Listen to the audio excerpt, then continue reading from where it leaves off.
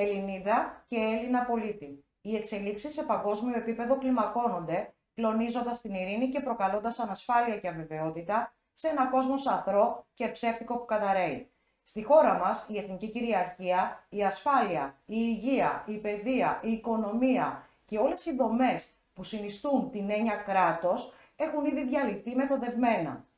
Εσύ πολίτη που αγωνιάς και προβληματίζεσαι για το μέλλον της πατρίδας σου και των επόμενων γενεών και αναζητάς διέξοδο και λύση, έχεις μια μοναδική ευκαιρία να δημιουργήσεις μια νέα αρχή. Μια επίσημη συνάντηση μέσω διαδικτύου με τον πρόεδρο της Ελλήνων Συνέλευσης, κύριο Αρτέμι Σόρα, ο οποίος θα αναλύσει την πραγματική κατάσταση της χώρας και θα δώσει απαντήσεις σε όλες τις ερωτήσεις που θα τεθούν από τους πολίτες. Δήλωσε τώρα παρόν για να μετέχεις και εσύ στον δημόσιο διάλογο που ξεκίνησε η Ελλήνων Συνέλευσης, που θα πραγματοποιηθεί την Δευτέρα 30 Ιουνίου και ώρα 9:30. Οι θέσεις είναι περιορισμένες και γι' αυτό απαιτείται να γίνει προεγγραφή στον σύνδεσμο που ακολουθεί. Σας περιμένουμε!